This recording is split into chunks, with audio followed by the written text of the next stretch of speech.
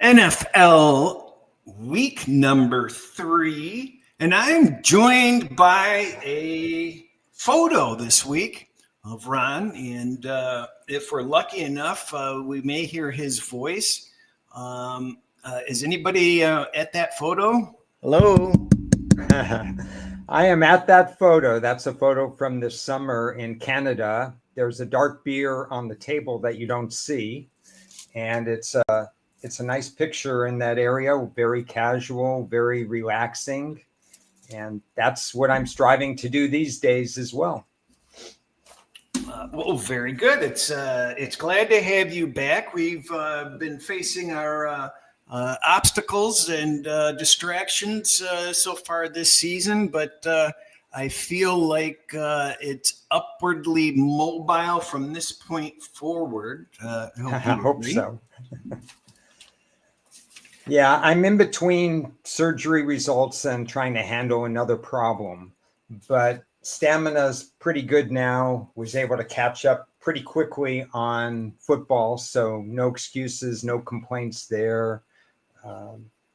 Football was a great distraction over this last week, and just hoping for the best in terms of news moving forward, but certainly miss brainstorming with you and miss the questions that we got and interacting with everybody. And I want to thank everybody who has commented either privately or publicly about my health.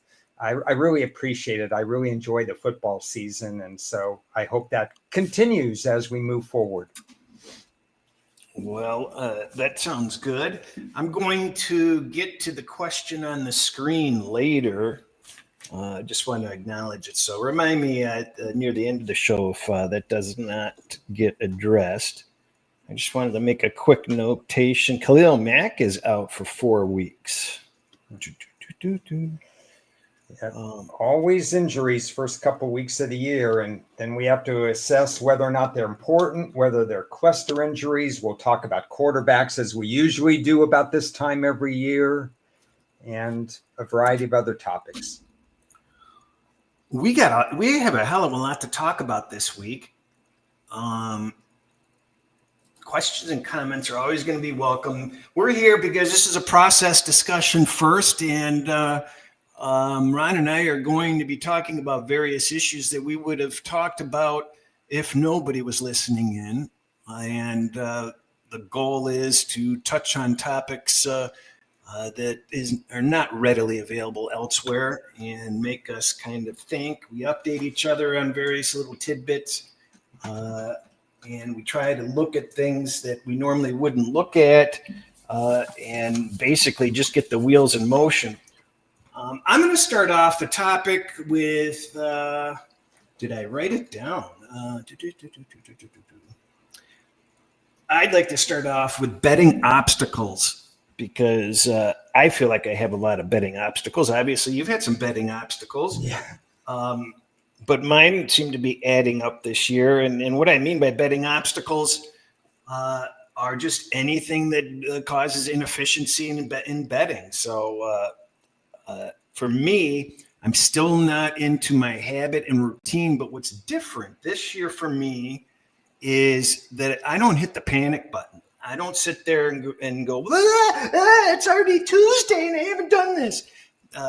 And I think I'm seeing the rewards because I'm just keeping more level-headed throughout the week. And I just am getting better results from it. And I feel better. Home life's better. So that's a change I've made. Because I'm not into habit and routine, and normally I'd be panicking. Some of the other betting obstacles I found, for example, Stations casinos here in Las Vegas used to have the best teaser odds. And when I went in there, even though it was low limits, I was willing to take it.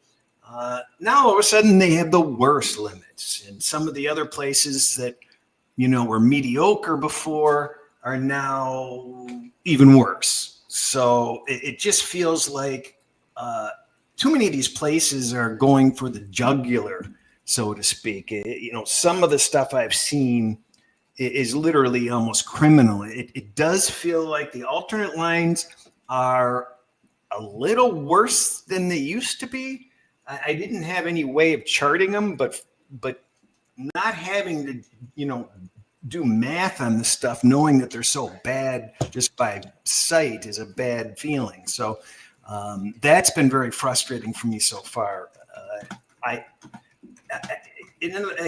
guess another obstacle for me also would be the limits seem to be a little bit lower on some stuff too. So they're not only are they making things worse, but they're lowering limits on stuff. Those are just a few things off the top of my head. What about on your side? I have a few things as well that you mentioned it, and limits are a problem, especially early in the week. The obstacles I faced under my new challenges this year is for the NCAA, I couldn't bet the openers. And I just wasn't ready. I mean, I wasn't recording stats until middle of the week. I wasn't sure I was even going to record the stats. And you get a lot of openers that are really soft weeks 2, 3, and 4 in college. And I just had to put that aside and just wait to see where my lines differed a little bit later in the week. So if you don't bet openers, you just have to adjust. You just have to let it go, in my opinion. Time allocation was a little different for me too. I was not lucky, but I've always done a lot of August, July, May, June work and stuff like that. So in terms of getting ready for week 2 in the NFL and week 3 in the NFL, it really wasn't that hard for me because I had already written a lot of notes as to what I expected from week 1 and 2. So I caught up pretty quickly that way. I'd say the only other obstacle I have is I'm a guy who's always liked to record sack data. And I think I'm pretty good at analyzing teams' ability to control the line of scrimmage. I currently have 0 books that enable me to bet the routine Sunday game as far as how many sacks they're going to be. I'm looking to allocate to alleviate that so I can get at least one book where I can get some sack data. So those are the little challenges. But I think like you, at this point in time, they really don't bother me enough to throw me off kilter. Another sneaky, annoying thing is some of these places are, often far off worlds are making it so they're ultra limiting you to teasers that do not play on that day. So, if you have a Thursday game like tomorrow, when it gets to tomorrow, you can bet a full limit, but you can't pair it with Sunday because the Sunday games are ultra low limit. So that's extremely frustrating to see a few more places operating like that. But the hardcore regular places haven't changed anything. So it's really the PPH type shops that want to rob you. I saw there's a notable person that everybody knows in our hemisphere that has a website, and not only are the lines getting moved, you may get a few extra useless points one direction and a few fewer points in the important direction. Not only on that, but ties lose. You give it. Here, let me just pay you if you need the money that bad. Let me just pay you. So, just a lot of nickel diming, hand in pocket. I heard today that they're charging $100 for a window seat at an MGM restaurant. Oh, did I mention that's per person? So your 4 top cost you an extra $400 to have a window seat. And they're wondering why visitor volume is down 10%. That's about it. You know what? I want to just add on the obstacles. I have a very complicated method to how I'm betting each week with layering and teasing and parlays and stuff. And I found that my brain is at a completely different level than it left off last year. And it just feels like I'm coming from a beautiful mind, the equation screen. That's where I must have been last year because I'm not getting my own system down pat yet. It just didn't, I didn't transition naturally. And I'm sitting there going, what the hell? I mean, no wonder nobody understands what I'm doing, because I don't even understand what I'm doing. That's what I did. Those are the extremes of how I feel. But I'm having a tough time getting back into the swing of instantly assessing my trees and my options and my this and my that. The beauty of the simplification of mostly straight betting on my part is that if I had an obstacle like a surgery and stuff like that, and I was using your kind of different alternative betting strategies, I probably wouldn't be able to do it because it would be so time consuming and taxing on the brain. I wouldn't have the stamina to do it. So from the NFL, it's been a simplified process. I will say that this is an NFL show, so I feel pretty good about overcoming the obstacles. There are a couple of extra obstacles in the NCAA made ultra more difficult because the offline ones where you want to bet Sacred Heart against University of Connecticut or Auburn against Chattanooga or something like that, they come out Friday night or Saturday morning. It's so annoying that they won't even, take a stand on a game anymore. And I'm finding myself, account preservation is the most important thing for me. I want as many accounts as I can, and I want to keep them.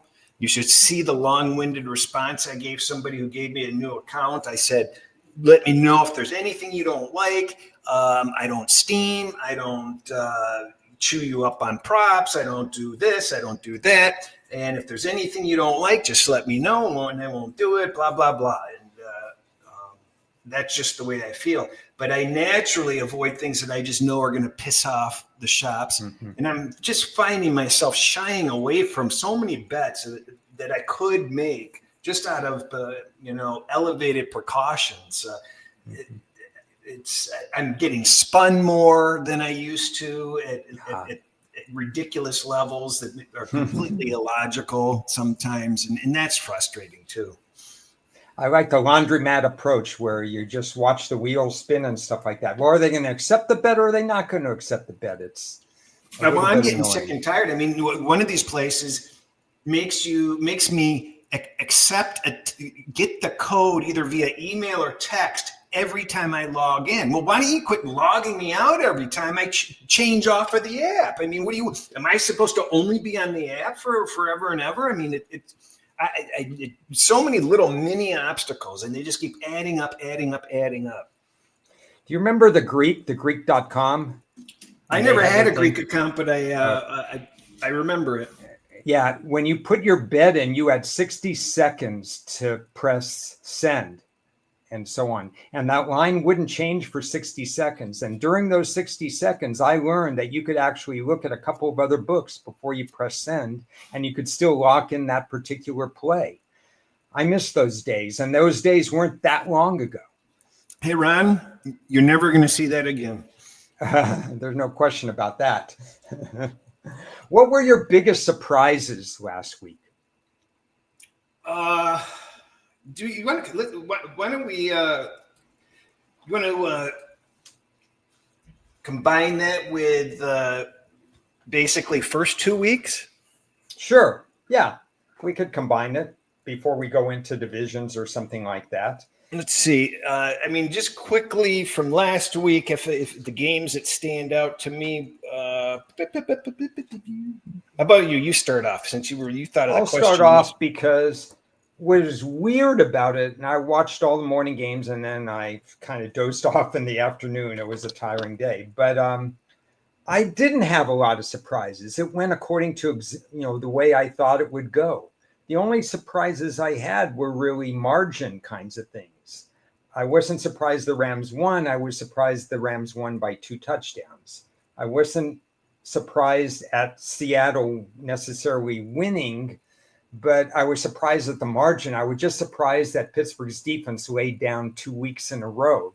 I know they have a lot of injuries, but the Pittsburgh and the Jets, those teams are just underperforming defensively. And they do say that defense doesn't always travel from year to year, and we're seeing that. Did the other thing have a sack last week? Which team? JJ Watt, did he have a sack? I don't think. I think the team itself might have had one, and that's about it. So that would be 7 games in a row he hasn't had a sack, right? Yeah, so I'd have to double check that. I didn't pay that much attention.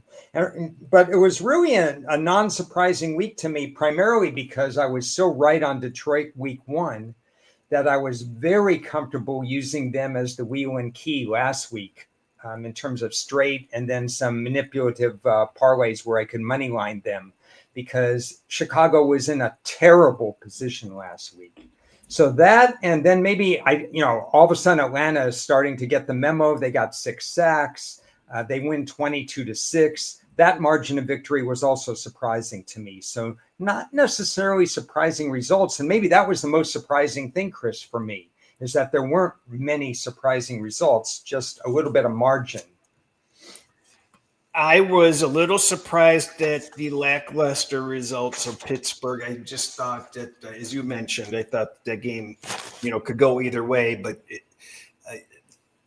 Rodgers was bitching about somebody, screwing up a route, and he was right, 100% right. But that would have changed the whole flow of that game, and that game would have been different. But nevertheless, I'm still surprised at how that game went down. I think I underestimated the passion the Lions would come out with to stick it to Ben Johnson. And I don't know whether you noticed after the game, Ben Johnson didn't want to talk to any Lions. He tried to get off the field, and Jared Goff had to run him down. And that was for literally a fist bump or something. That was a little surprising. There's true animosity there already. So we'll see how that develops down the road. Atlanta's performance, I think it was more so Minnesota's lack of performance that surprised me. But, as you touched on, Atlanta finally is getting some defensive help. Their sack situation has changed dramatically. You'd have that sack data, but I didn't write it down, but I noticed that things were a lot more different. Oh, yeah, a lot different there.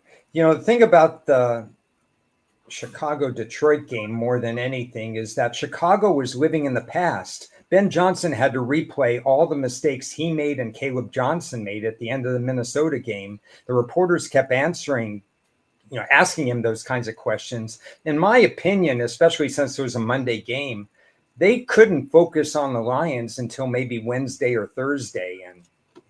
And new coaches who have short weeks early in the season, that's bothersome to me.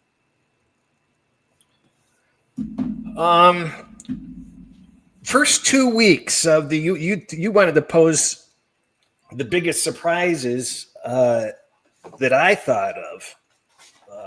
I believe is what you asked. Yeah, well, there was a question that you had to me where you said, are some teams now in a situation, I think, where they're going to hit some prosperity or they're going to hit the rails because of what happened the first 2 weeks? I thought it was a great question.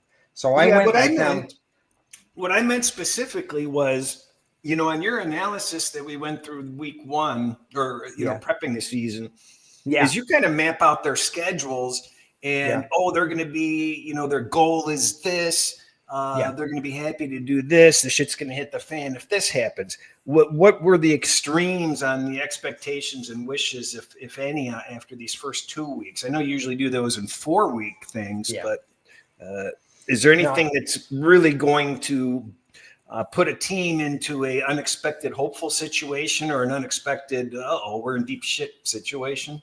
Yeah, I have 2 on each side, and so I'd love to get your comments and anybody's comments on that. Thanks to everybody who's watching us now. Washington, for example, they've got a situation. We'll talk about quarterbacks shortly. 4 of their next 5 games after this one is going to be on the road. 4 of their there's also going to be some short weeks involved. There's going to be 2 primetime games. They're going to travel to Los Angeles after playing at Atlanta. There's a lot of stuff going on with Washington that, because they didn't seal the deal both weeks of the season right now, they're going to be faced with some trials and tribulations to start off. That's the first one. Yeah, we kind of expected that they would, but we didn't expect them to start off in this situation. So basically, their backs are up against the wall right out of the gate, is what you're saying, right? Yeah, yeah. I mean, we knew the situation was coming up, but now they may have a problem handling it because they lost one of their running backs, Eckler, and they have a quarterback who's less than 100%. Um, So I got one more in that column, and that would be Houston.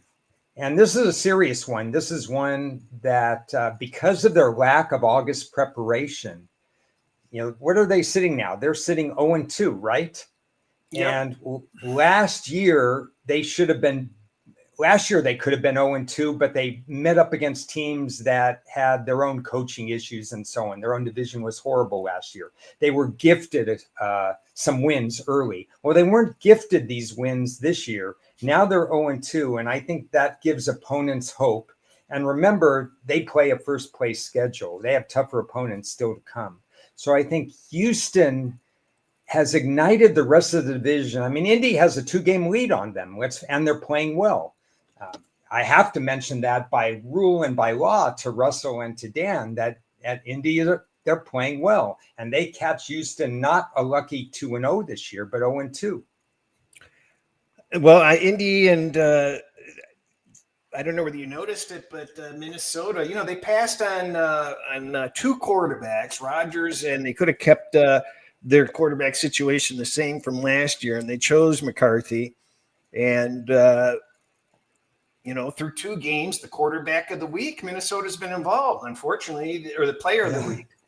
NFC player of the week has been a quarterback in a Minnesota game. Unfortunately, it's been the opposing quarterback. So I would have thought at least Minnesota looked bad. I mean, especially game 2. I mean, game 1, you've got cobwebs. You've got a lot of reasons to not get the win. No penalty. But that game 2, oh boy, so they were one of my 2 big surprises. You touched on it. 2 in the same division are my next 2. Houston, they don't look right. And Stroud, he does not look he does not look any better than he did. He looks worse than last season, and he wasn't as good as the first season. Would you agree with that? Yeah, well, we knew that year 2, there would be tape on him. This is what happens with year 2 quarterbacks. And now year 3, they did nothing to help him out. They basically sat on Joe Mixon, knowing that he may not play all year. They dumped in a trade one of their offensive linemen and didn't adequately replace any of the offensive linemen that left. Their tight end situation is not exactly the best. I mean, they made a lot of changes defensively. They didn't make a lot of changes offensively except at wide receiver. They have a lot of promising wide receivers, but you need time to throw it to them, and you need to have some semblance of a run attack so that you can have run pass balance. So they didn't do Stroud any favors. The other team I had was Indianapolis. That's them starting off 2-0 and doing it in the fashion that they've done it. They haven't punted in this season. They went 64 straight games with a punt. They scored on their first 10 drives this season. That's not just, a flat. There could be something really up with this team. And I'm kind of excited to see, really what happens with them. They're in a good position because A, Houston, we've just talked about them. B, so many growing pains and coaching pains in Jacksonville, giving away the game against Cincinnati. And then C, Tennessee, it's early in their development. They have they didn't help their own quarterback with a stout offensive line or a great tight end either.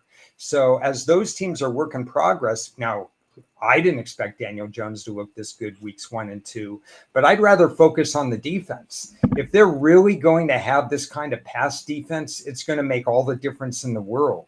So Daniel Jones could level out, but if the defense continues to play above, I want to see a 4-game sample size for the Colts. And if I see a 4-game defensive sample size, then they could become the team to beat in that division. Let's get to Kiev's question here from the odds breakers. With Atlanta and Washington, how do you handle teams with good coaches and bad quarterbacks, or bad coaches with good quarterbacks?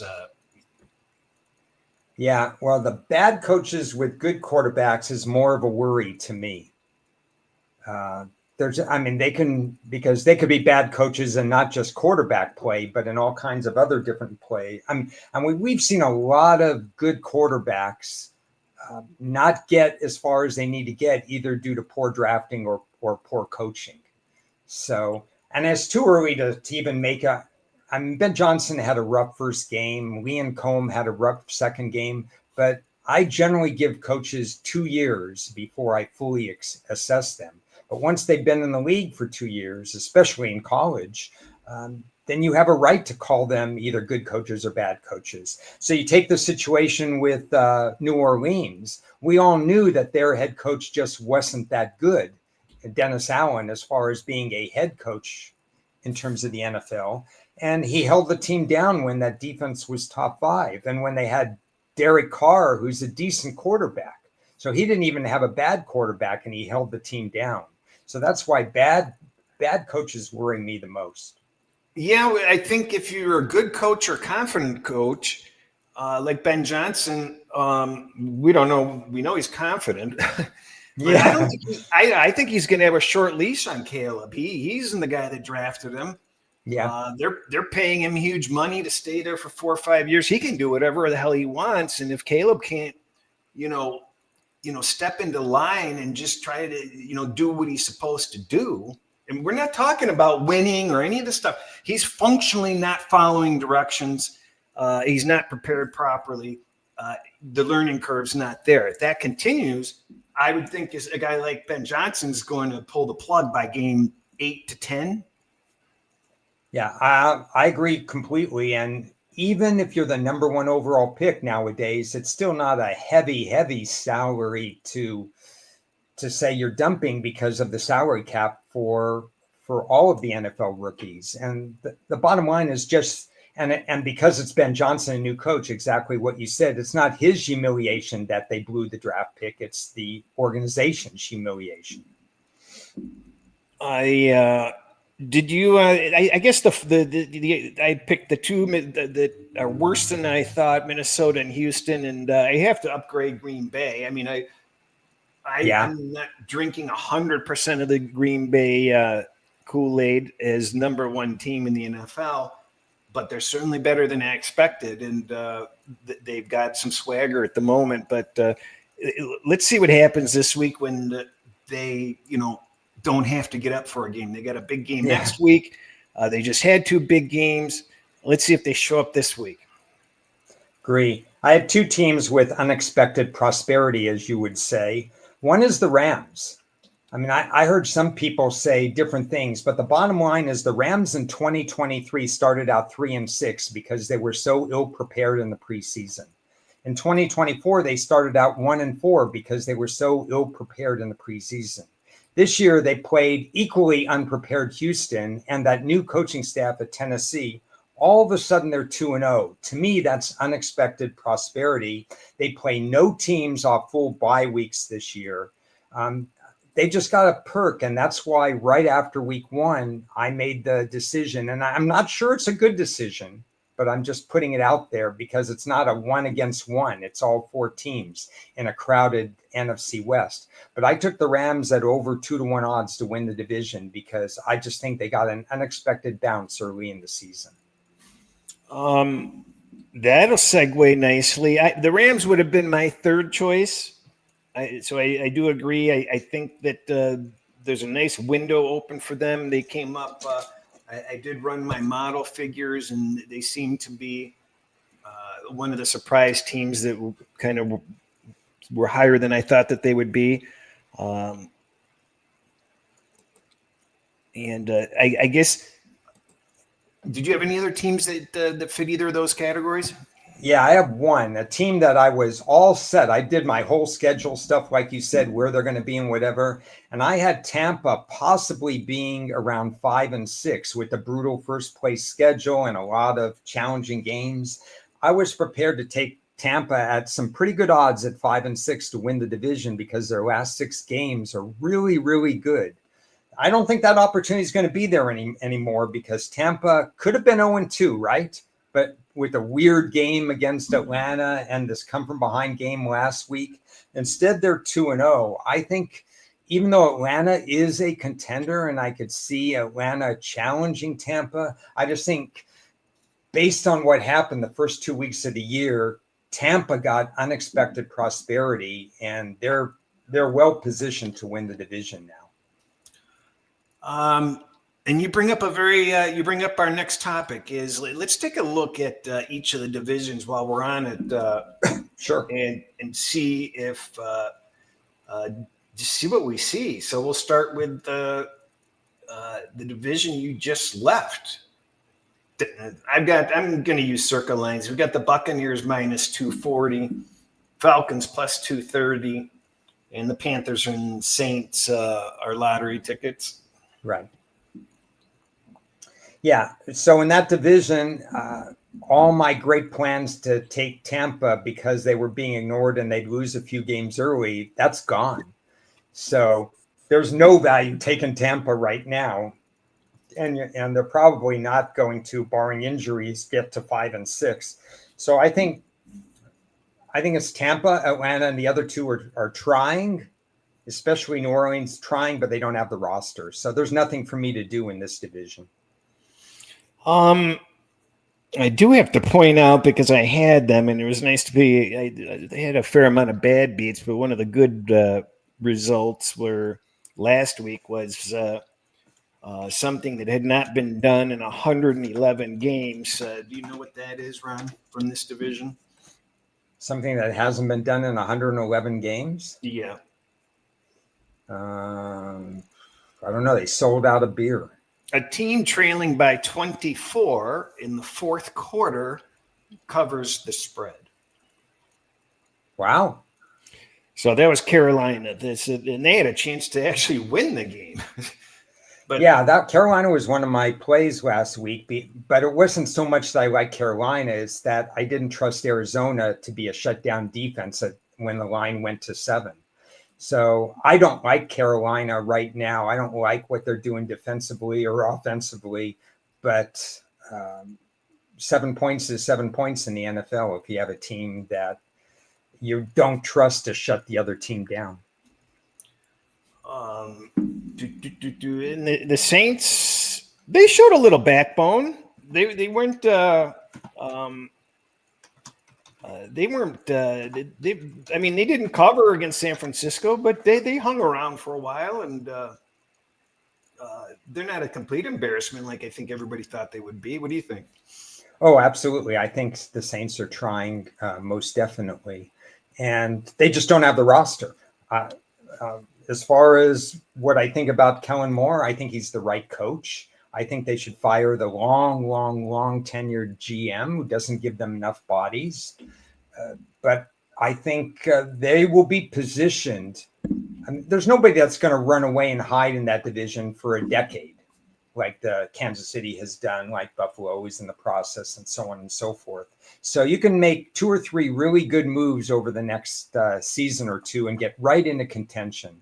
This is a write-off year. You're taking a tax write-off this year with the Saints. I do like the way Baker is settled in, and it looks good for them.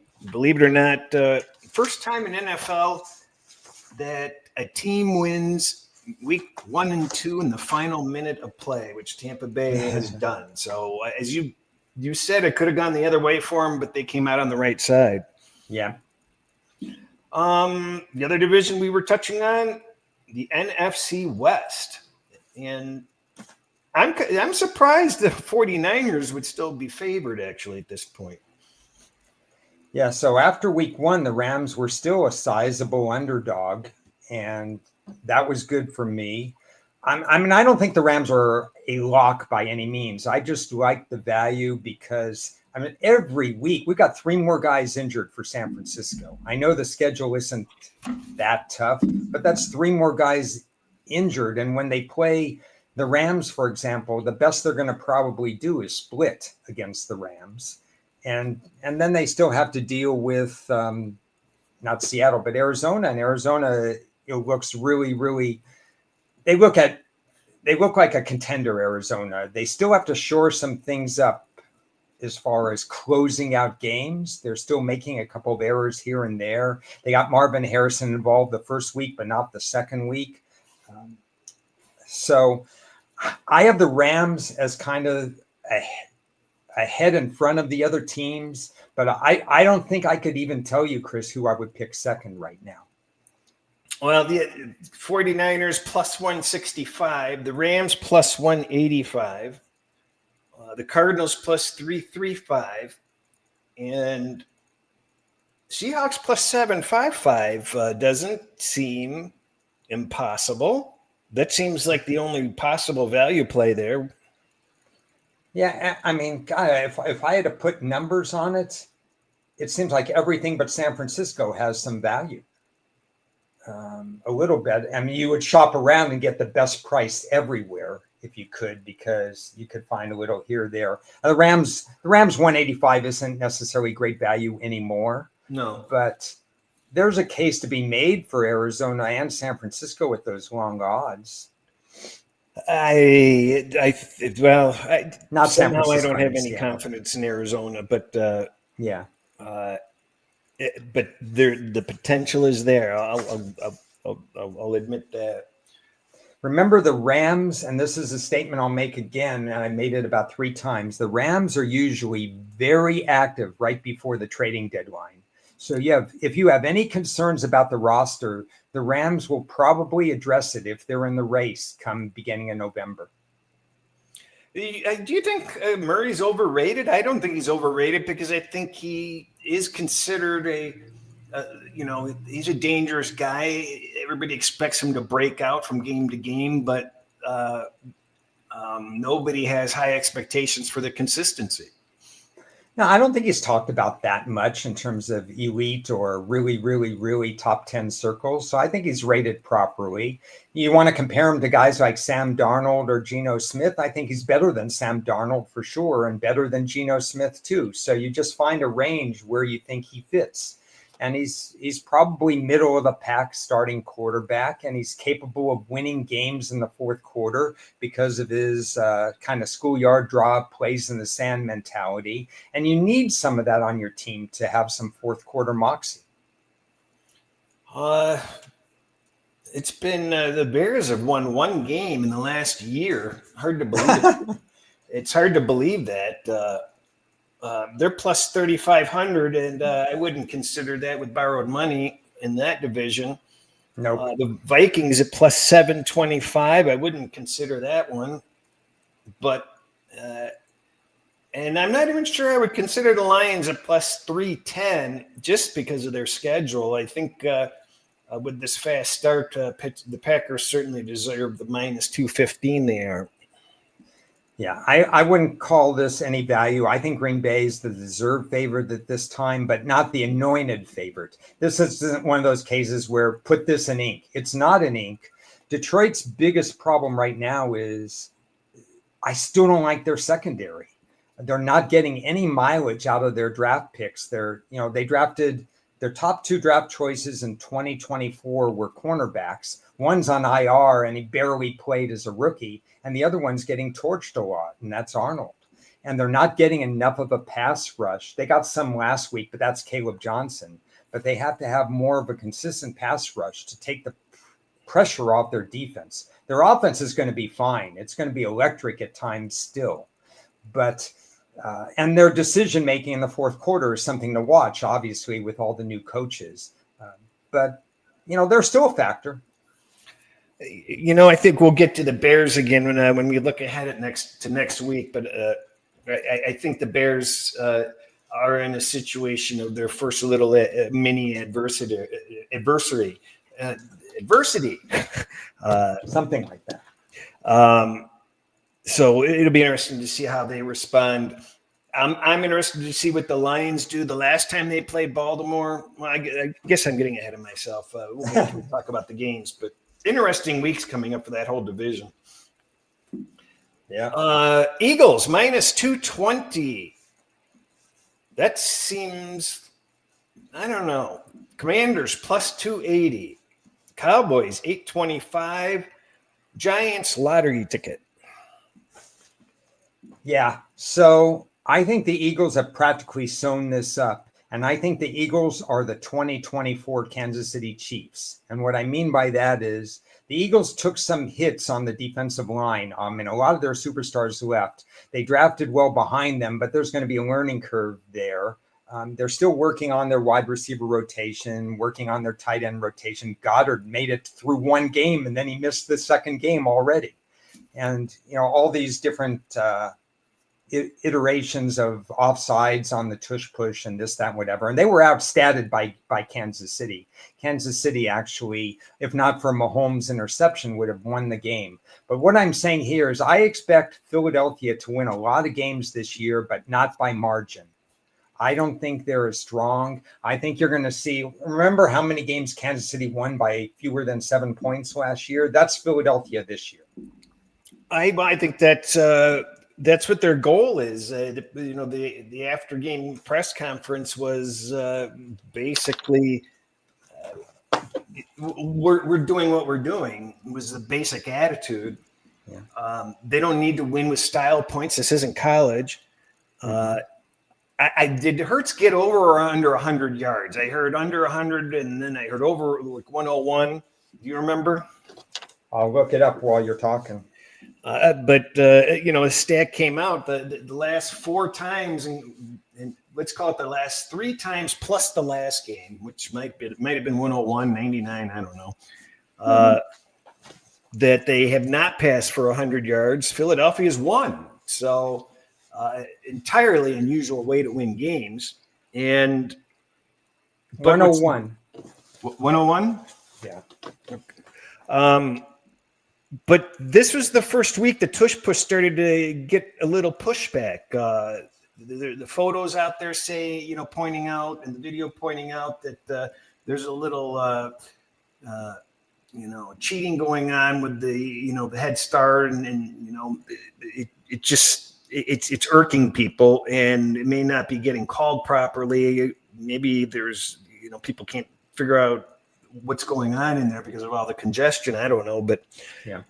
Do you think that there will be any immediate pushback that affects Philadelphia if they continue on this, but from the refs? I think they'll look at it much more closely, but also Kansas City had a good game plan against it. They actually stopped the tush push on 2 occasions, but unfortunately for them, it was 3rd down on both occasions, and they ran it again on 4th down. So there are a lot of teams that do not know how to get the leverage and to figure it out and to do all these different things against it. And I think what we'll see, and I wouldn't be surprised to see this very soon, is that we'll see a deviation from Philadelphia, and we'll see somebody not run the tush push, and somebody behind it will get that handoff, and then they'll run 25 yards untouched. We're going to see some variations from Philly because they're ahead of the curve with all this. I still think, even though they don't need to win with style points, I've got a little ear perked up to pay attention to Philadelphia. I'm keeping an eye on them. There's some indications that they may have more of an issue than we think. So just something to keep an eye on. I haven't lost confidence that Washington can be a good team. But even with doubts on the Philly, minus 220 seems like probably the best value bet in that division.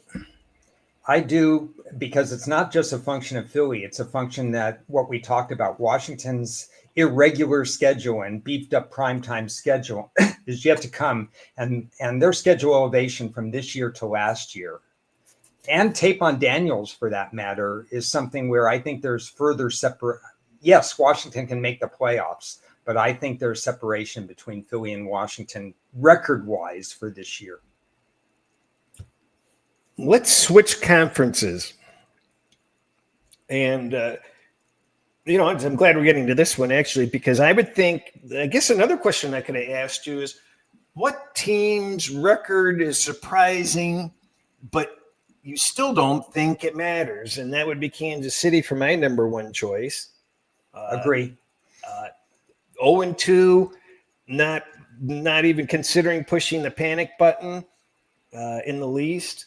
They are no longer the favorites in that division. They're plus 335 if you like Kansas City to win that division.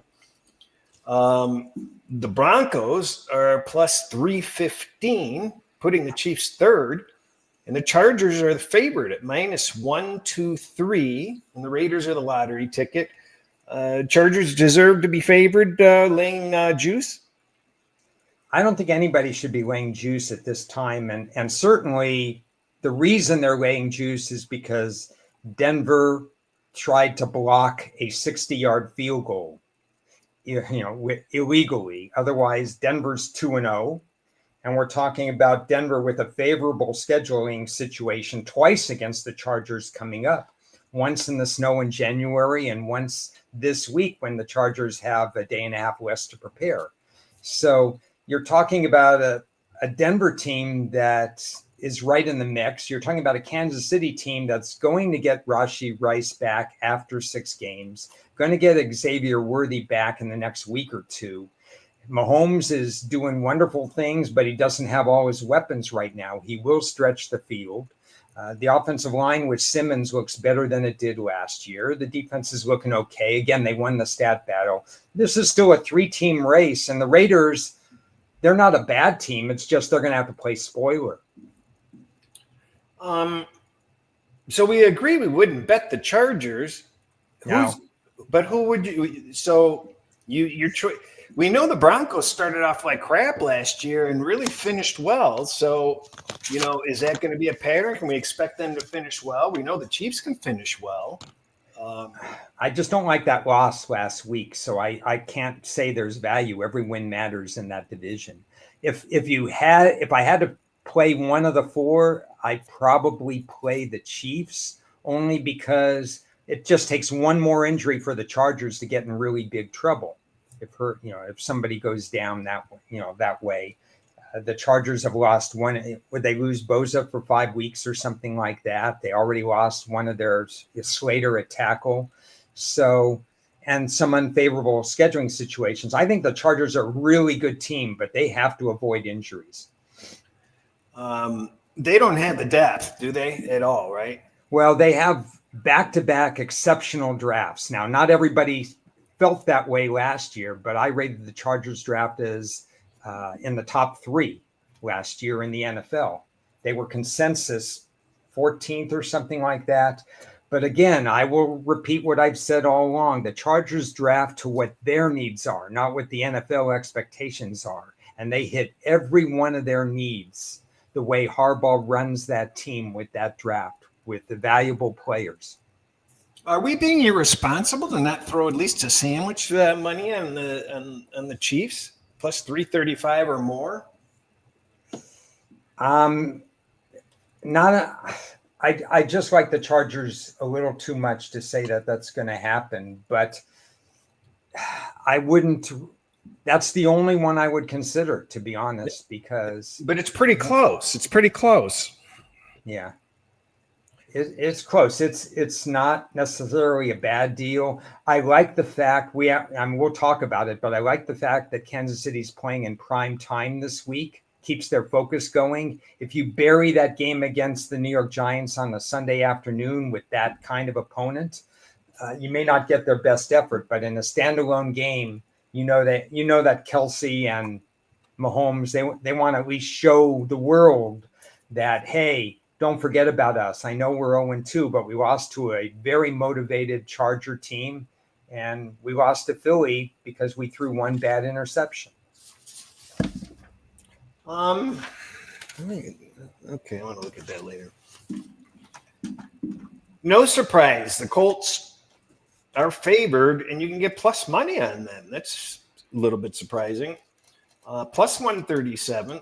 Jaguars plus 205, Texans plus 270, and the Titans is plus 1,700. I don't think the Titans are going to come back. Yeah, I would make no plays in this division. Let's bring up the Dick Vermeil example again for the old timers. When he took over the Philadelphia Eagles, they had no clue how to win games. They had to learn how to win games. And that's what teams like the Jaguars are doing. Liam Cohen is certainly not ready to be an NFL head coach. And that's what I expected. He has a team that should have been 2-0 at this point. And yet you look, we'll talk about Cincinnati. Cincinnati has learned, it took them a while, but Cincinnati has learned how to win games. And they won 2 games that they had no business winning.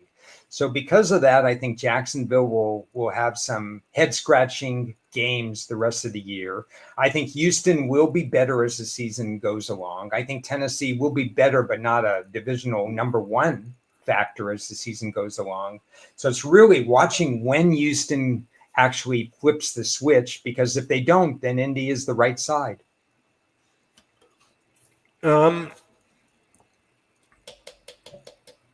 What was going on with Trevor Lawrence waving off the coach?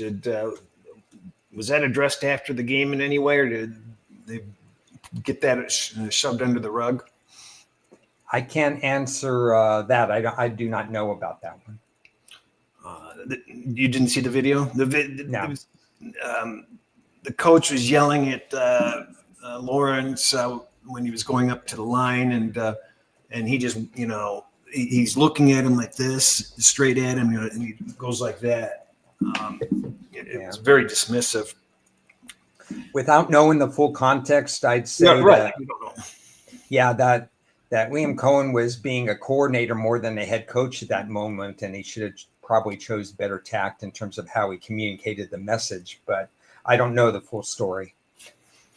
That's why I asked you, because I don't either. So I would probably I have a funny feeling that this is going to be my number 1 division of Yahtzee at this point, where I do think things are going to shift around from what our perception is of these teams this week. Okay. Because I think this is the way it's too early for me to rely on the model, but the model basically is telling us, don't believe your lying eyes. That's the best way I can put it. I think Houston will be better. My notes as we went to the games were, I don't know if it happens week 3 or week 4. I don't know if they're fully able to turn the switch right now. I think they're maybe an extra week away, whereas some of these other teams, I think they have now played out their exhibition. The Rams the exhibition season is over. They're 2-0. They're going to start firing. Detroit got their offense going week 2. I think Houston might need 1 more week.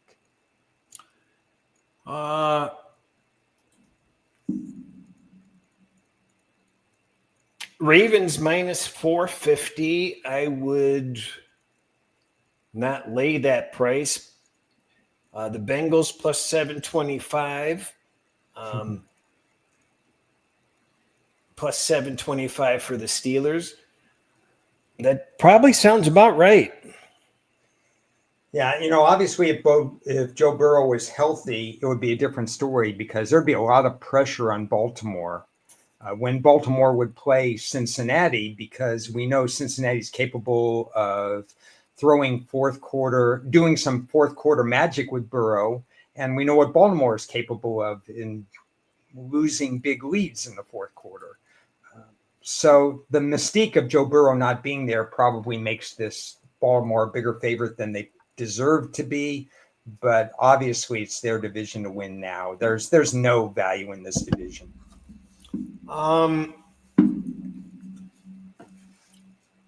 The Bills, minus 1,100.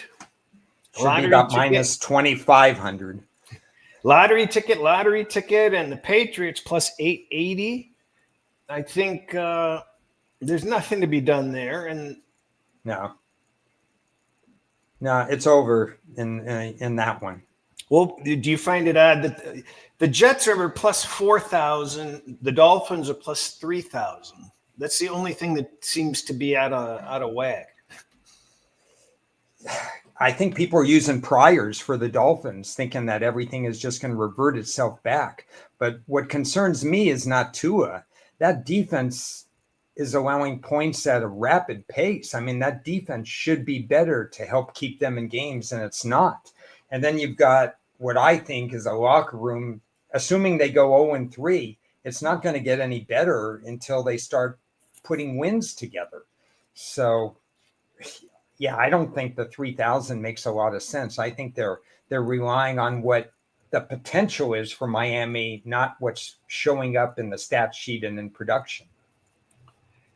Well, we're done with divisions, and I'll just briefly remind people it's a good idea to subscribe to the channel, only because I think there's a possibility that we may shuffle days or times. We're not going to. I can't guarantee we aren't settled in at this time, so I'm not sure when we'll settle in on a day and a time. We might just keep on bouncing around, and I'm not sure even noon is the best time. So best way to keep up with that is by subscribing. So next topic, unless you want to talk about something else, well, maybe I do have some other topics. Well, let's go. You want to look at next week? Or we could really quick. You want to incorporate the quarterback changes into next week's schedule or treat it standalone? Yeah, let's incorporate those. Okay. Yeah. The one thing that the one note that I did notice, which was kind of funny, I don't know if you saw this because you're Mr. Special Teams, and we've seen the largest increase in penalties in special teams. Usually around 13% and change of the penalties called. We're up to 18.5% of the penalties being in special teams. Have you noticed that? Two reasons why.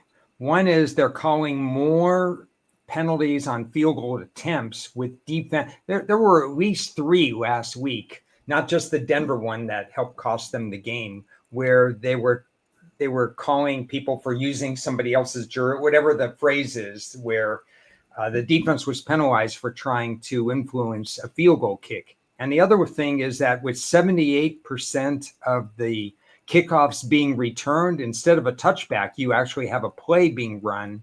So obviously you're going to have more penalties because there's more live play, blocking in the back, holding, stuff like that. So you're going to have more penalties that way too. Speaking of kickoff rules, the kickers are allowed to prepare their balls. Yeah. And then they have to give them to the refs for inspection. I forget, maybe 90 minutes before the game, and they get 3 balls. My question to you is, what happens if a kicker loses 3 balls into the stands? What ball does he use next? He doesn't have to worry about it because he'll be cut. So. No. Maybe. I mean, who knows? I mean, it could go over the net. I mean, if you get what's his name from Dallas kicking? Nah, I think I'm sorry, I don't have the answer to that particular one. I thought it was odd that they used a ball from the other team, which I thought was ridiculous.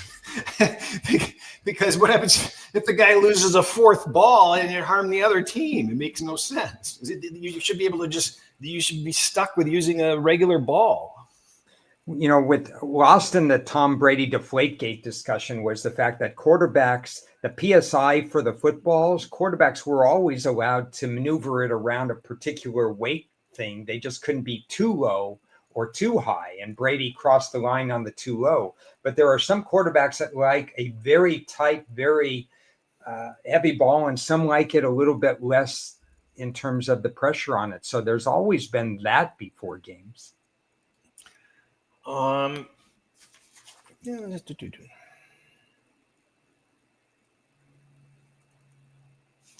Kicking is such a in the mind exercise as it is. You really have to do, you really don't know what you're getting until you really sit down and talk to a kicker and put them in clutch situations. Miami and the Bills. I know you're on Miami money line. Why is that?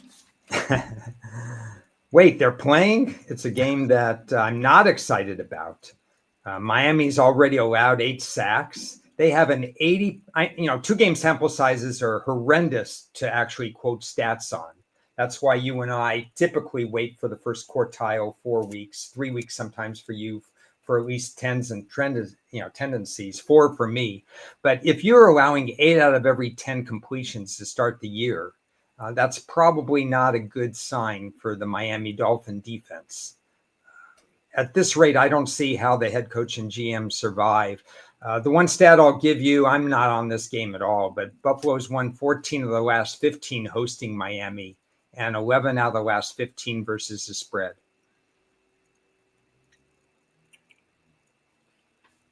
I'm going to make one quick note. I've got 5 playoff teams in the bottom half of the league in my model. That's just another comment that 5 of the playoff teams from last year are not starting off very well.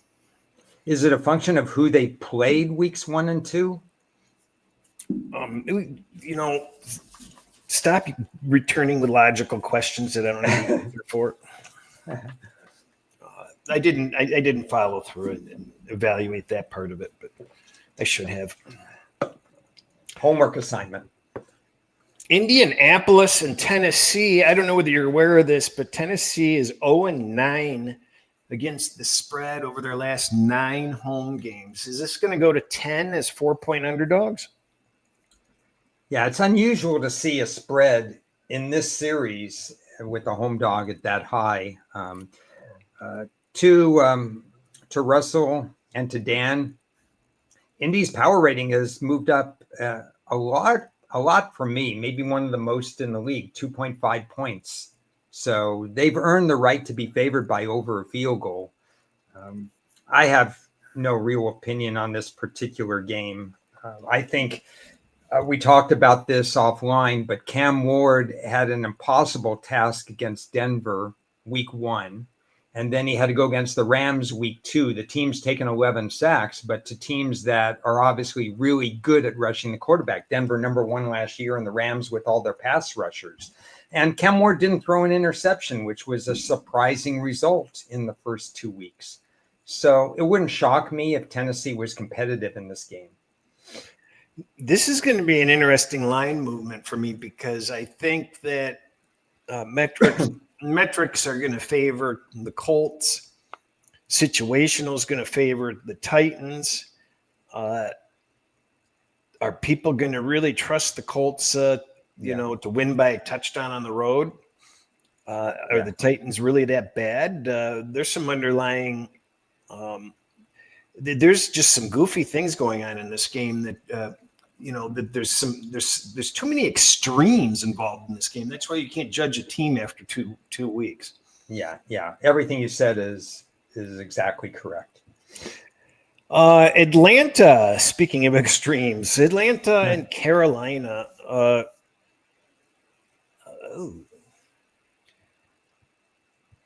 I agree with you. There's something off about Carolina there, but they seem to be performing in a different way. They seem to be looking bad in a different way than they normally look bad. Does that make any sense? Well, I can tell you that at the beginning of the year, I projected them to be last in number of defensive sacks. And right now they have 1 in 2 games. So that's not a good sign that they're not getting to the quarterback. They're not doing anything for me to change that particular prediction for me. And if they're not going to get to Michael Penix, he's going to have run pass balance.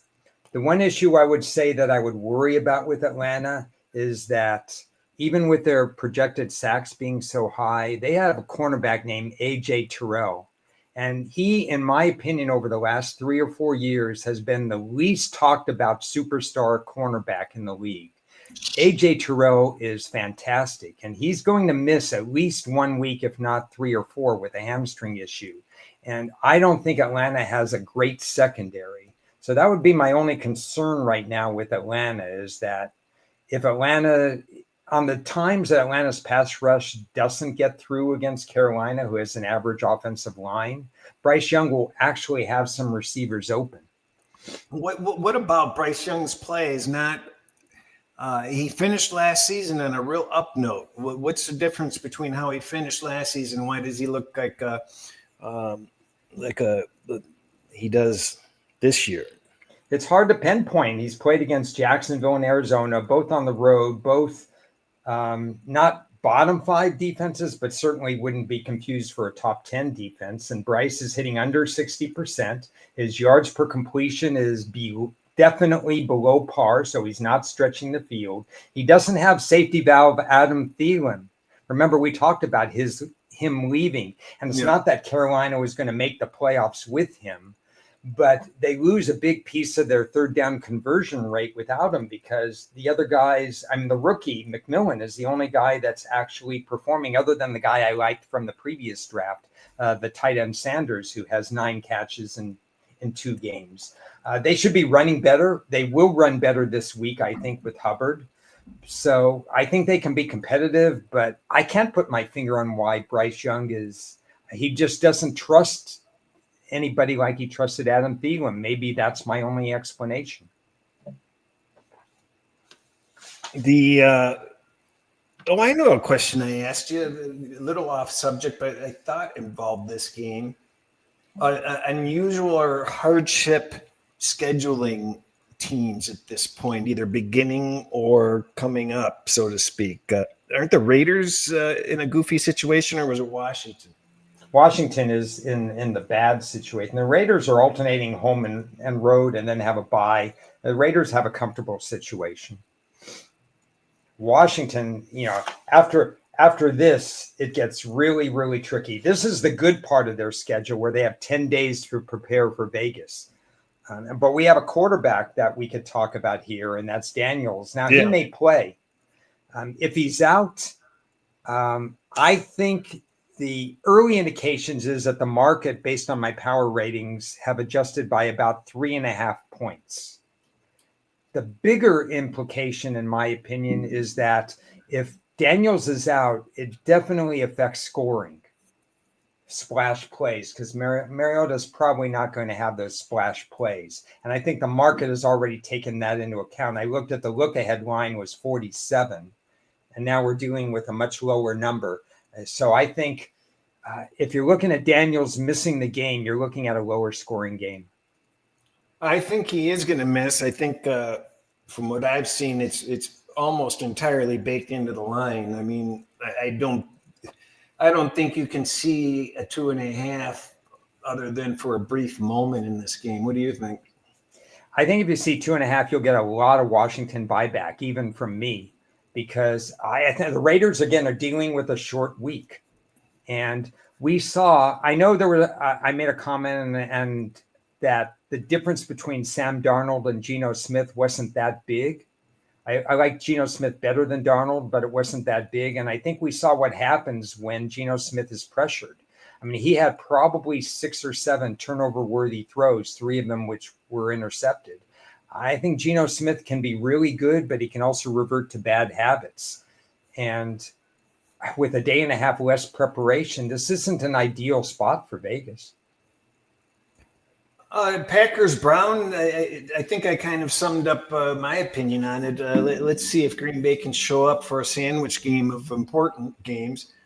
And I think it's pretty hard to take, Green Bay in this situation. What do you think? Do you agree that Cleveland is playing all out? I mean, I think Cleveland's playing to win. I think Cleveland's trying. Just because they lost by margin to Baltimore doesn't mean that they were wholly outplayed. If you look at this defense is playing really strong football. They just need the offense to compete. And right now, there's no run game. And we know Flacco can throw it up for grabs. Yeah, this is a very dangerous game. Very dangerous. I don't think the Baltimore score was indicative of how that game played out. It was one of those goofy games. A couple of big plays. The game was not like that final score made it out to be. It wasn't like Cleveland ever was, in jeopardy of winning, but they certainly it didn't play out as a 24-point loss. No, I agree. The Bungles and the Vikings, Jesus, how do they pair this out? There's a quarterback issue or two in this game. Yeah. So if you look at Burrow to Browning was 4-3 subbing for Burrow 2 or 3 years ago. And the big thing that is an asset for Browning is that he's been in the system for 4, 5, 6 years or something like that. So obviously you lose the it factor of Burrow, but if you got Higgins healthy and you've got Chase and you got a lot of weapons there, it's not as big of a downgrade as it would be with Josh Allen being out or with Patrick Mahomes being out. Joe Burrow is a top 3 quarterback, and yet I would argue that this is about 3 to 3.5 point reduction, and certainly no more than that. And that's because Burrow knows the system, and you're really looking at other aspects. Now, you also have the J.J. McCarthy issue, and normally I wouldn't downgrade this much at all either. I'm not a big Carson Wentz fan, though. He's lucky that he has O'Connell as a head coach. He can massage and maybe get Carson Wentz to get out of. Carson Wentz has a lot of bad habits. That's why he's been on 5 or 6 teams already. If he didn't have those bad habits, he would have stuck with Philadelphia. But they saw something in Jalen Hurts right away, and they were ready to move Carson Wentz out the door.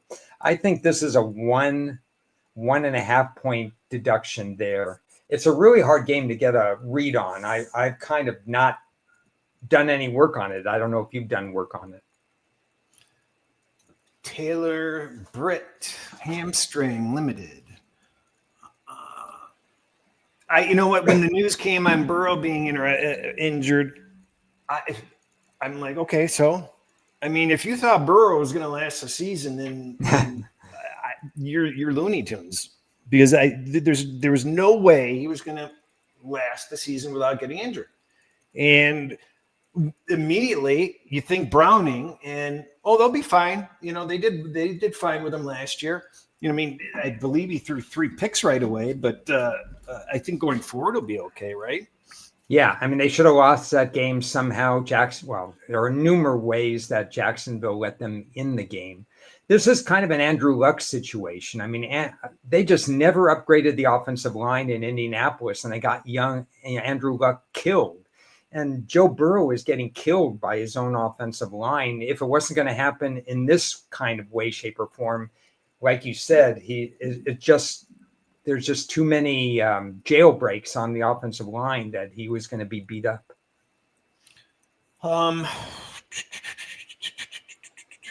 Rams and Eagles. That's a mighty interesting game. we're not talking about too much on these games. I think you're in the same situation I am. I'm pretty much. I haven't really looked at these games. I'm not so far this season. The model's not strong enough for me to trust numbers on a Monday. So I'm in no rush. I'm more inclined to wait and not rush and to come to conclusions. Let's let information, come out throughout the course of the week and, start betting maybe Thursday, Friday, Saturday. Yeah, some games I'm willing to bet early because there are 2 things I do that make it easy to slide into early judgments. One is I wrote about every game in July and August. So I already have notes that I can say, well, have they done this? Have they met my expectations? Have they not met my expectations? And then when I'm recording stats, it's generating through my head, oh my goodness, they did this or they did that. So I'm forming some. What I haven't done is the complete matchup analysis, which if I don't see an edge right away, I just wait on it. Like you said, there's no rush in terms of that. We have some prior data. We have an early season revenge situation for the Rams, who in the cold almost beat Philadelphia. We also see a line that is trending down because the odds makers know that at 3.5, at a pure 3.5, they're going to get some Ram action, at least from the sharps. I believe they would get some Ram action at 3.5. I don't know what your take is on that. Yeah, I don't think 3.5 will be there by game time. I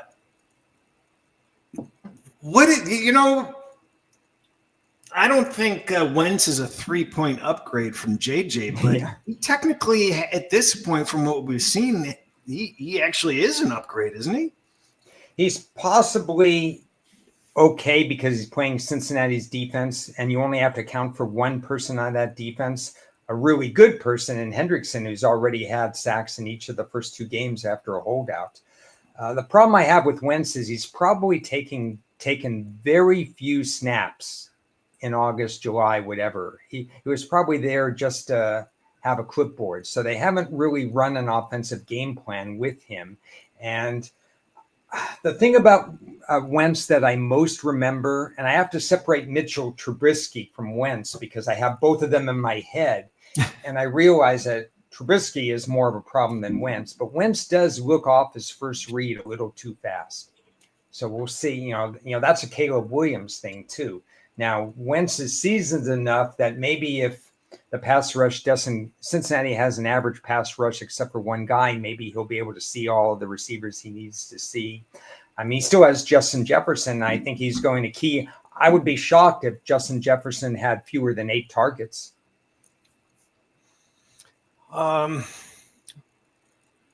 Back to the Rams and the Eagles. Anything else need to be said? I think. No, I don't think there's screaming value out there. Do you? No, there's no value. I mean, the odds makers set the line with a purpose. Steelers Patriots. I think that is actually an interesting game. Yeah. You mentioned Rodgers earlier, that teams could have had Rodgers and so on. We're really seeing why Rodgers is a liability to an organization in the not so short run, because when somebody doesn't run a good route and he lets you know about it, Rodgers has to take ownership and be more of a teacher in those situations. What wide receiver is he going to trust on Pittsburgh besides the one guy, DK Metcalf?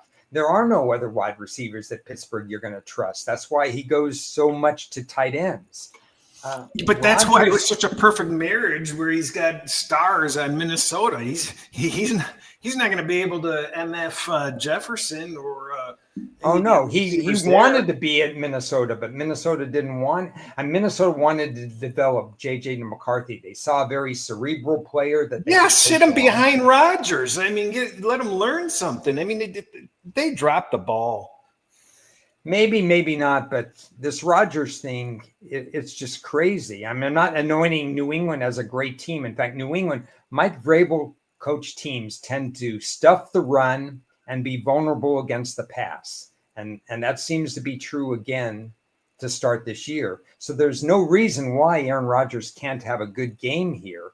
The thing of it is he likes people to run precise routes. And he doesn't have a lot of receivers that know how to run precise routes on the Steelers. I don't know what I'm going to end up doing on that game.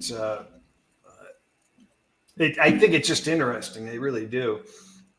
I'm surprised Pittsburgh's favored, not because I have a high power rating on New England. I just thought that Pittsburgh would fall out of favor in a number of circles, in a number of betting circles in this game. And the injuries are piling up. Well, yeah, I think what I got out of this discussion was take some New England teasers while you get a chance, probably. I kind of agree with you. Yeah, that number to cross 7 for teaser players may not exist by game day. We'll see. Jets in Tampon Bay. I don't know. The Jets have underperformed defensively. I mean, they faced Aaron Rodgers, but they made him look like he was 25 years old. And I'm not going to ding them for facing Josh Allen, although you would think after the emotional victory that Buffalo wouldn't come out all guns a-blazing, and they still put 30 points on them.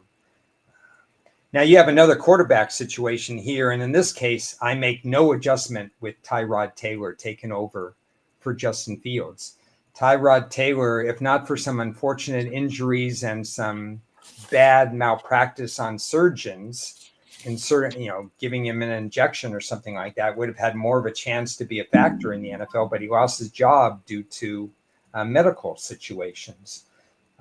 Tyrod's probably a game manager at this point, but what was Fields? I'm sorry, I'm getting pounded here all of a sudden.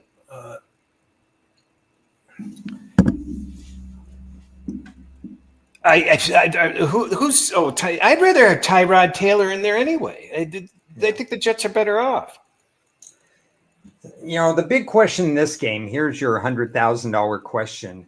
How long does Baker Mayfield stay turnover free? Because he hasn't had a turnover through 2 games, and we know he either led the league or was close to leading the league in interceptions last year, and he has no interceptions. Can the Jets play better defensively and force up a turnover? This game's a tricky game, as City by the Bay points out. He's chomping at the bit for a comment. On teasing deserve. And I heard a well. Go ahead with your well. I won't name the historical situation, but the Jets, as far as the spread is concerned, is in a historical 61% situation against the spread, 13-11, which is only much less than 61% the last 24. But I wouldn't run to the window taking Tampa Bay off a day and a half less prep and bruised and battered. Certainly Tampa Bay should win the game, but it wouldn't be one of my favorable situations.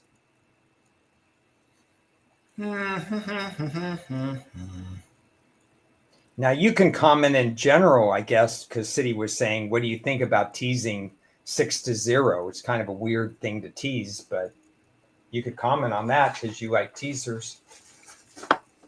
Well, here's the situation: is when you're placing a midweek teaser, you probably should have a pretty good idea whether the line is solidified or not, and figure out where the line is going to be. I think Ron would agree with me that this line is not going to 7.5 under any circumstance. Would you agree? No, it's already tipped its hand, I think. So would you be surprised if this line went to 6? No. Would you be surprised if this line went to 5.5?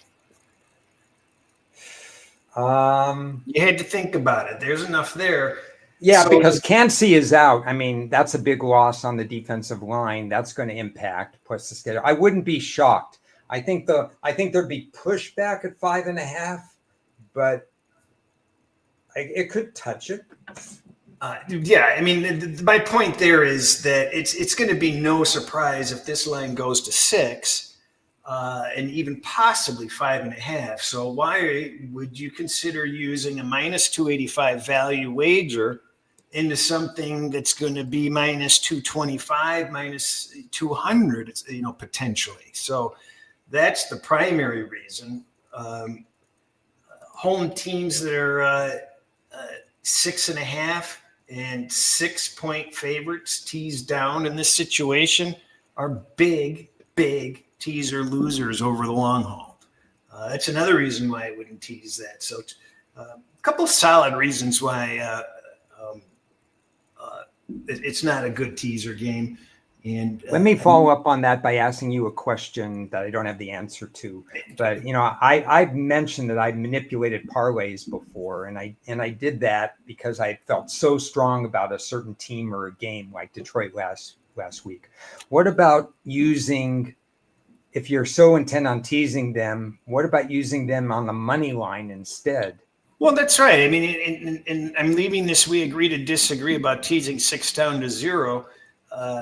No, you're disagreeing with facts. It's not an opinion. So you're just choosing to disagree with facts. It's not, you're not disagreeing with Cris, you're disagreeing with the facts. So you need to argue with the facts and do the research and see for yourself if you just don't want to do it. And as Ron pointed out, the way to play the game is money line. You play the money line and you find a way to parlay. Yeah. That's it on that game, right? Yep. Yeah, that's good for that game. Houston, Jacksonville. I don't even know what this line is. Small favorite Jacksonville. Where do you think this line goes? I think it goes down. At some point, I don't know how. I mean, it's actually been bet up a little bit, but why should we be saying that Jacksonville is making all the right decisions on the field, that they should be favored by more than 1.5 or 2? I'm not necessarily, like I said, I'm not necessarily endorsing Houston. I think this game is too close to call, and they're still in exhibition mode, but I trust the coaching staff a little bit more with Houston. I don't like the way Jacksonville gave away the game last week in terms of strategically and otherwise. I know Houston has to do a far better job on the offensive line. That offensive line is just not good enough right now, and it's their own fault because they let some people go. Everything changed with COVID, going for fourth down, etc. Those facts may have changed since then. Roger's 100% right. Actually, those two situations I brought up regarding teasers actually used to be much better. And since COVID, they're worse. So it's getting worse. And you bring up an excellent point of checking the before and after COVID results. And I did weeks of research and data updating. So that was my thought exactly, to know those situations. As far as I've heard you say this in the past with me and without me, and I think this rings true because of all the changes, NIL, and transfer portal and so on, and the post-COVID analytical things. People like me who have 40 years of data, if there's not coaching data and rushing data, you really should use only after COVID data now. It's really only relevant data for 4 to 5 years. It's sad to say, but that's the truth. Yeah, and I think as far as the NFL goes, well, it's for both sports. They're both situations, college and pros. The NFL game is morphing as each week goes by. So that's all the more reason. You are having younger coaches and newer players making it to the league faster. The turnover is higher. The rules have changed and had an effect. And there are a lot of influences on, land rates on points, situations, just about, every aspect that you can think of as far as stats go. And I find it, if people are going to be generating stats that only look at stuff over the last, anything past 2016 is a complete waste of time. They wasted your time. But even going back to 2016, I think that's a point of reference, and you divide it by 2. You've got the last 5 years, you've got the last 10 years, and see what is shifting. Yeah, two drastic changes in the NFL. It started with the extra point being moved to the 33, which even before analytics changed extra point rates of success and so on.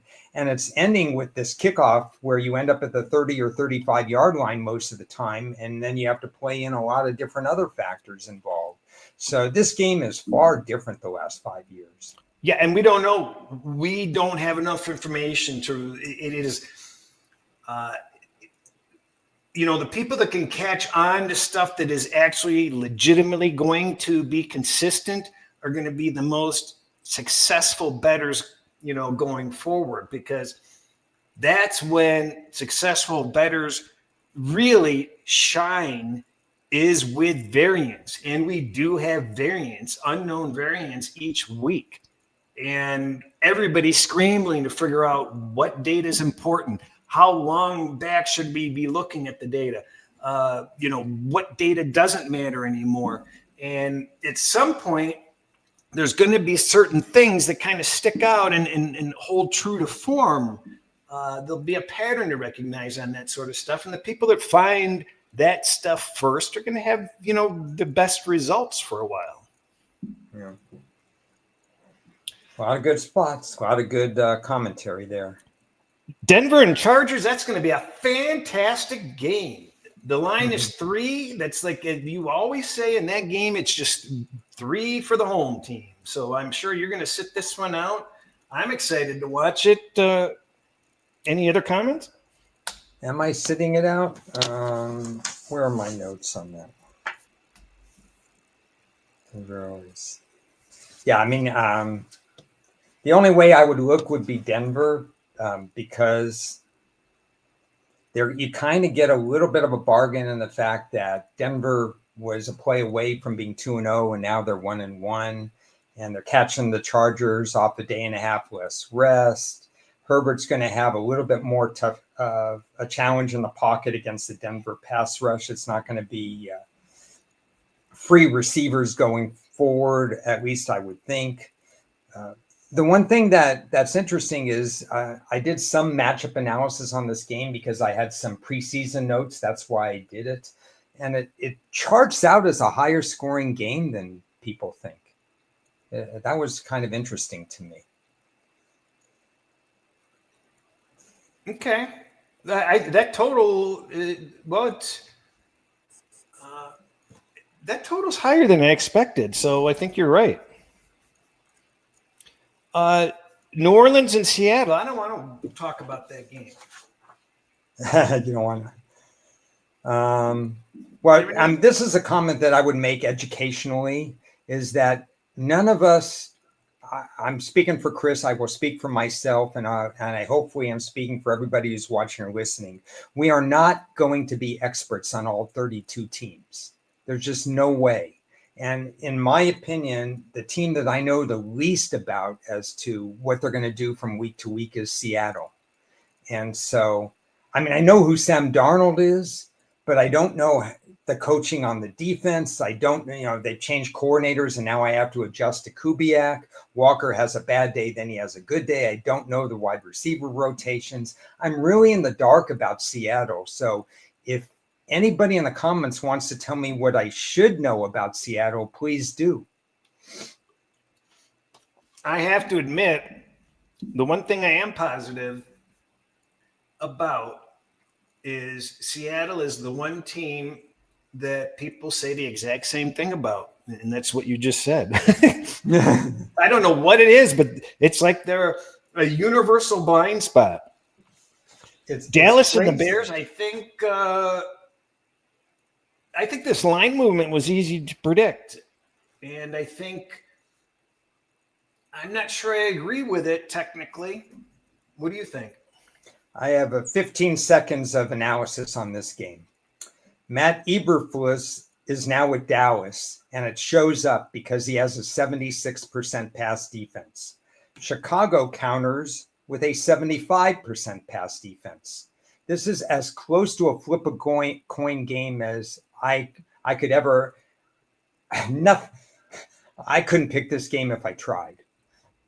Yeah, it's going to be interesting. I'm glad it's an afternoon game. To Arizona at San Francisco. What did I see that's moved? I don't even know what it started off. What was that opener? 2.5. Yeah, I think it was a tough one because there's so many injuries regarding San Francisco. It's kind of, and I don't know where it's going to especially end up. This is another quarterback. So we've seen one game of Mac Jones. Yeah, I mean the guy's a world beater. I don't understand why San Fran spend all that money on Purdy. Why don't they just trade him to Cleveland? Cleveland needs the quarterback. Yeah, they don't have 75 other quarterbacks on their roster. So San Francisco, it's hard to know how much of an adjustment was made for Mac Jones because, first of all, it's a quarterback-friendly system that Shanahan runs. So I made the adjustment 3 points week one.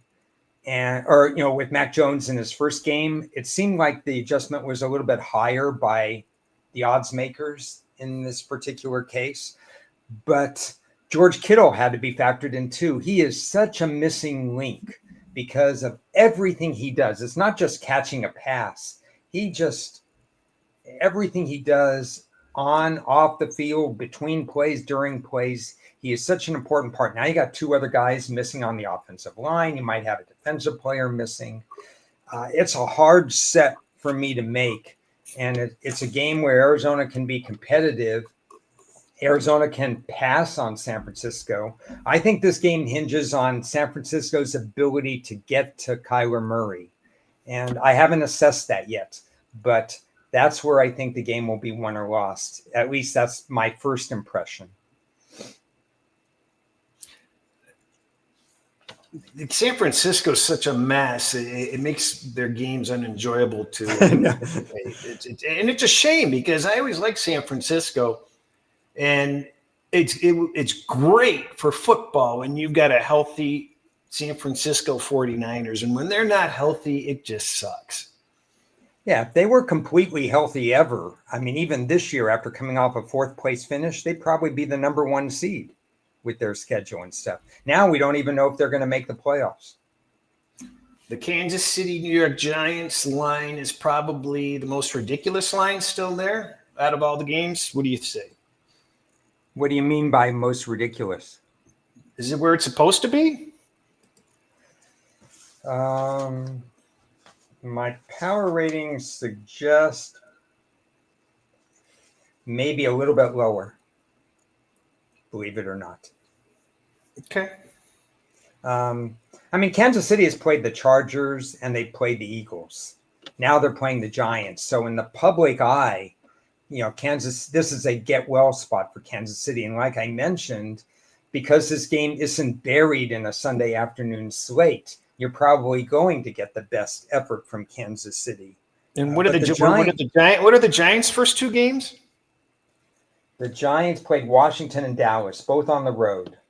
But, Dallas, they had that game. And nobody could stop anyone until overtime. And then all of a sudden there were 4 possessions with no scores in overtime. So the Giants were listless offensively with Russell Wilson against Washington. They didn't even show up week one. So the only thing, I don't have any opinion on the line. I do have an opinion on the total. I think there's an indicator out there that suggests this game should be higher scoring as well.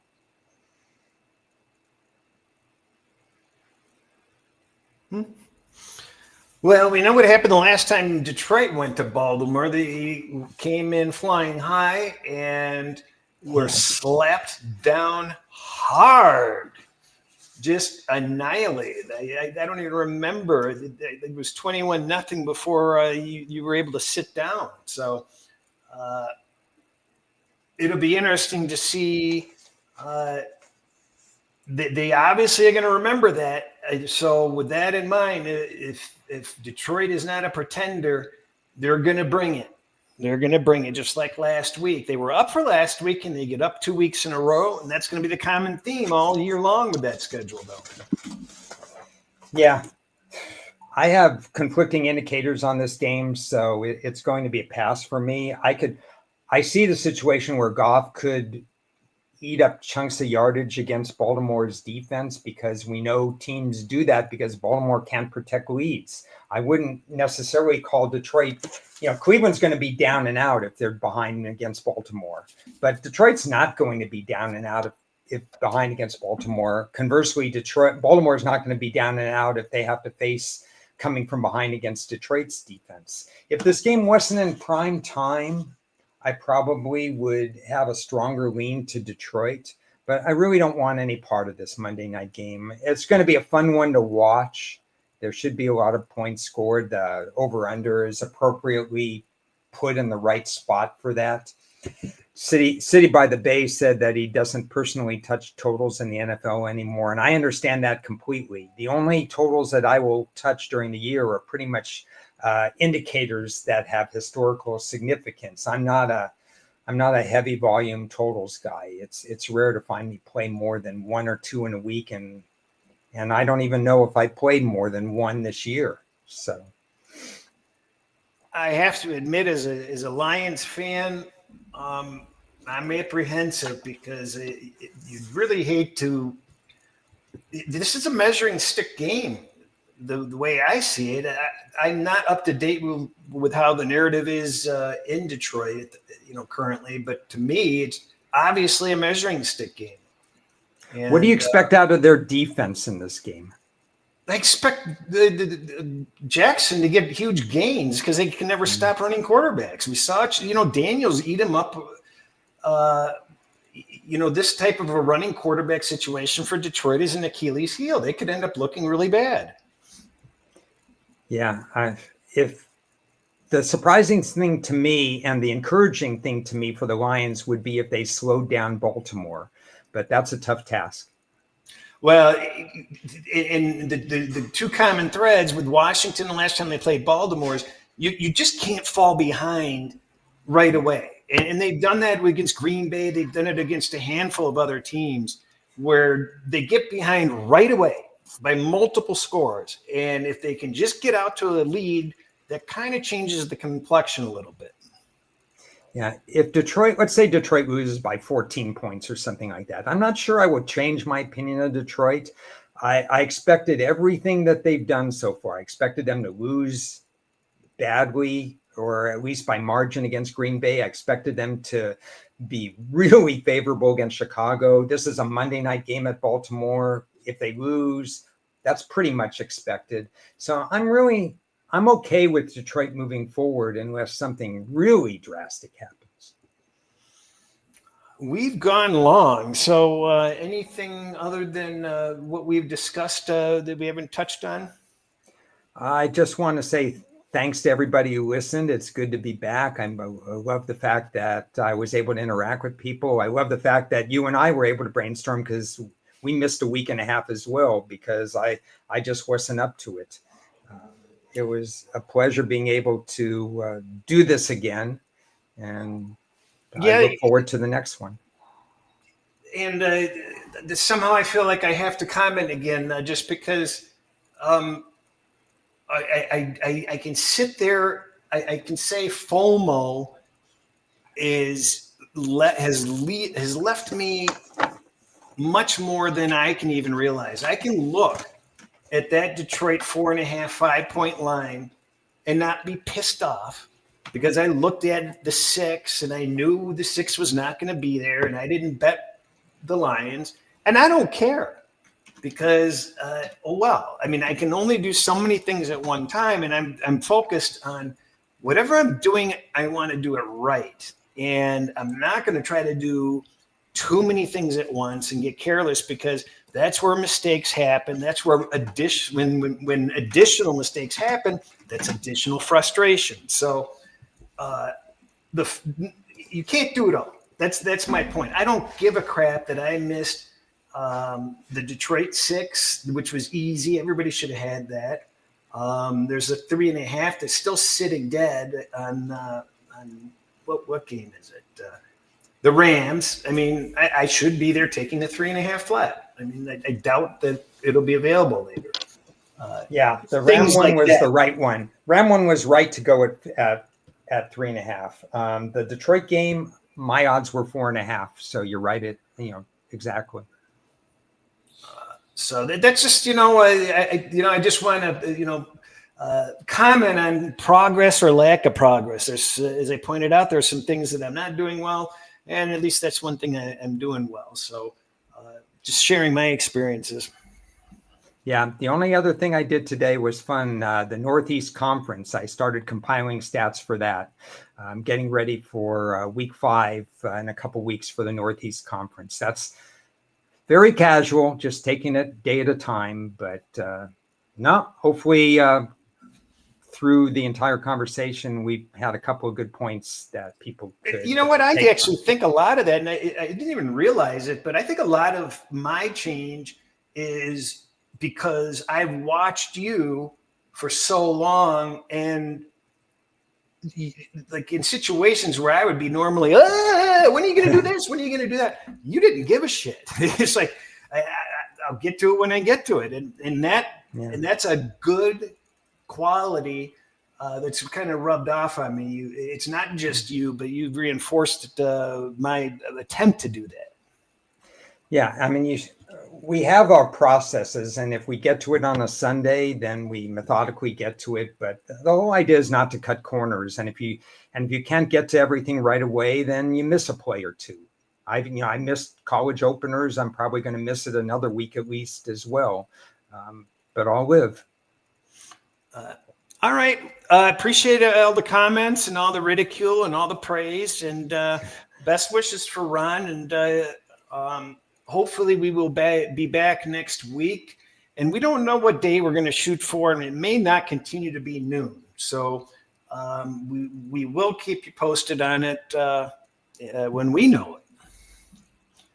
Thanks, everyone. Thanks.